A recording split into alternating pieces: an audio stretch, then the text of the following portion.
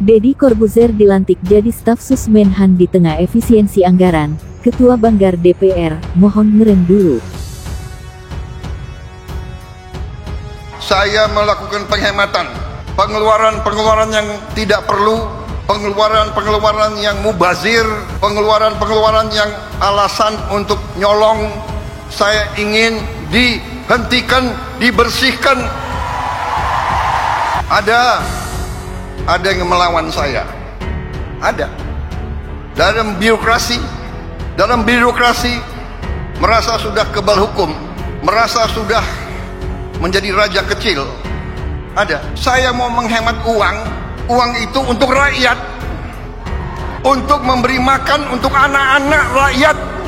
Aneh bin ajaib, di saat masyarakat lagi mempertanyakan efek daripada efisiensi anggaran yang dilakukan oleh pemerintah yang katanya nggak tepat sasaran, tiba-tiba malah ada lagi yang baru dilantik, yaitu staf sus Kementerian Pertahanan, yang salah satunya ada om-om botak tuh yang punya podcast. Kok bisa sih Pak Presiden? Harusnya menurut saya Pak ya, efisiensi anggaran yang paling tepat adalah dengan menyusutkan kabinet yang ada Pak. Jadi nggak gemuk-gemuk banget tuh, jadi pengeluaran negara tuh nggak gede-gede banget Pak. Iya benar, kalau misalnya ada pemangkasan anggaran untuk hal-hal yang nggak perlu, saya dukung banget Pak. Untuk mengurangi biaya-biaya perjalanan, meeting nggak jelas, itu saya setuju Pak. Tapi ya tolong diimbangi juga Pak dengan penyusutan kabinet gitu. Kok ini malah ditambah lagi? Walaupun cuma sekedar staf sus, tapi kan mereka juga butuh anggaran Pak. Ya saya juga bingung Pak, ini tujuan Bapak Presiden sekarang kemana Pak? Saya sih nggak mau suzon ya, tapi mudah-mudahan ini langkahnya benar ya Pak ya. Satu lagi, Bapak juga tahu kan penyebab ini semua jadi kacau balau, harusnya Bapak mention juga tuh Pak pemerintahan yang sebelumnya. Jadi jangan cuma pidato di depan publik bilang marah-marah gitu. Pemotongan anggaran ini untuk memberi makanan bergizi gratis kepada anak sekolah.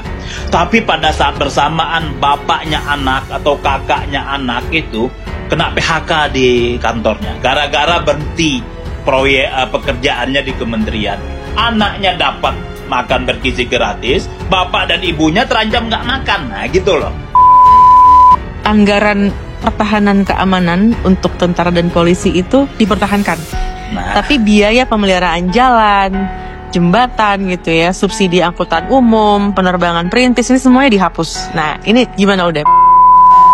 Itu menyebutkan bahwa kabinet yang besar ini berpotensi memboroskan anggaran 39 hingga 158 triliun pada tahun ini saja. Kalau yang kedua itu, ya sudah tadi, staf khusus itu gajinya gede, Solon.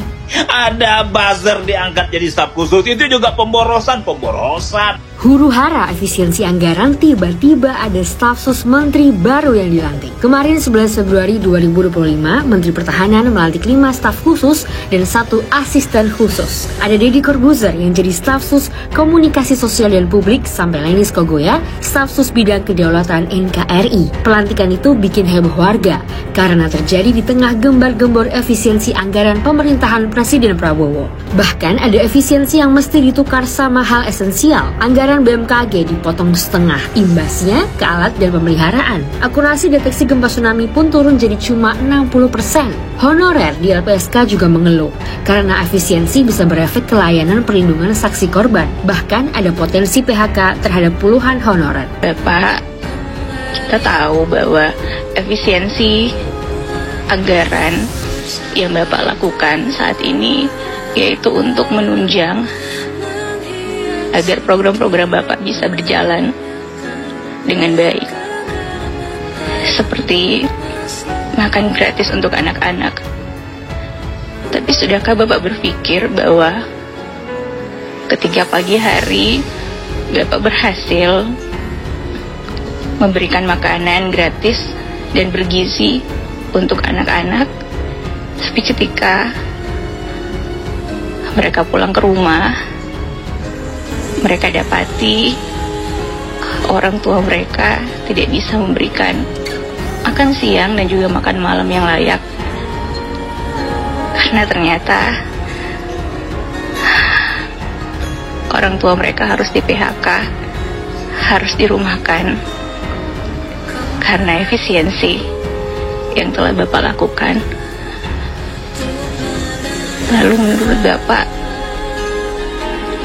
di mana letak yang Bapak bilang bahwa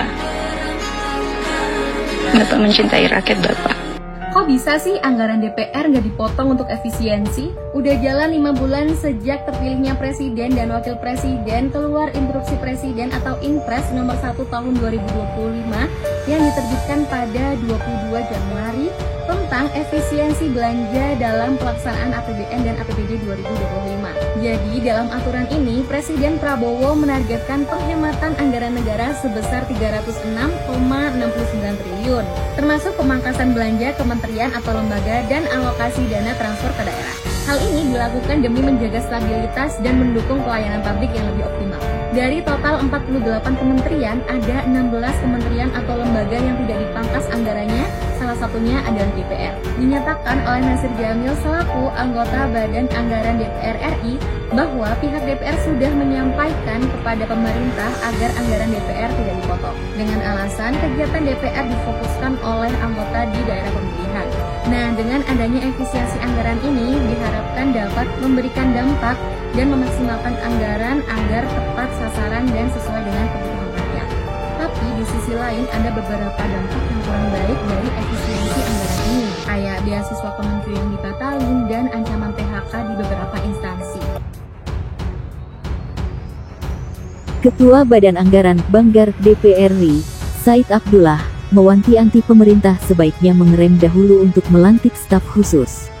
Pasalnya, hal itu dianggap tak elok dilakukan di tengah pemerintah sedang melakukan efisiensi anggaran. Harapan saya ketika efisiensi dilakukan, sedemikian rupa, mohon dengan segala kerendahan hati, pemerintah bisa setidaknya mengerem staf sus yang ada, supaya di publik juga elok, kata Said ditemui Komplek Parlemen, Senayan, Jakarta, Rabu tanggal 12 Februari tahun 2025. Sebelumnya, pelantikan Deddy Corbuzier sebagai staf khusus Menteri Pertahanan picu sorotan publik, terutama yang mempertanyakan soal rencana efisiensi anggaran oleh pemerintah. Melalui akun Instagramnya, Safri mengunggah foto pelantikan tersebut. Nampak Deddy Corbuzier dilantik bersama 6 orang lainnya. Safri menautkan foto tersebut kepada sejumlah akun IG, yakni milik Deddy Corbuzier, Kris Wijoyo Supanji, Lenis Kogoya, Maijen Purn Sudrajat, Indra Irawan, dan Sylvia Evi. Safri juga menambahkan alasan pengangkatan staf sus Menhan yang disebutnya menjadi bagian penting dalam kolaborasi perang strategis. Pengangkatan staf sus Menhan ini menegaskan pentingnya kolaborasi peran strategis dalam menjaga kedaulatan, sementara penghargaan yang diberikan menjadi simbol kehormatan bagi mereka yang telah berkontribusi tanpa henti, katanya. Pengamat politik Universitas Katolik Parahyangan Kristian, Rudiam Caksono, menilai wajar kalau publik langsung mempertanyakan penunjukan Deddy Corbuzier tersebut. Sebab, dalam rancangan efisiensi anggaran tersebut diketahui salah satunya dilakukan dengan pemangkasan pegawai honorer di lembaga pemerintahan. Ini memang menjadi peluang munculnya pertanyaan publik, sebab efisiensi salah satunya dapat dipahami sebagai sebuah upaya untuk mengurangi personil termasuk menunda perekrutan karena keterbatasan sumber daya untuk memberikan gaji upah, kata Christian kepada Suara.com, dihubungi Selasa tanggal 11 Februari tahun 2025.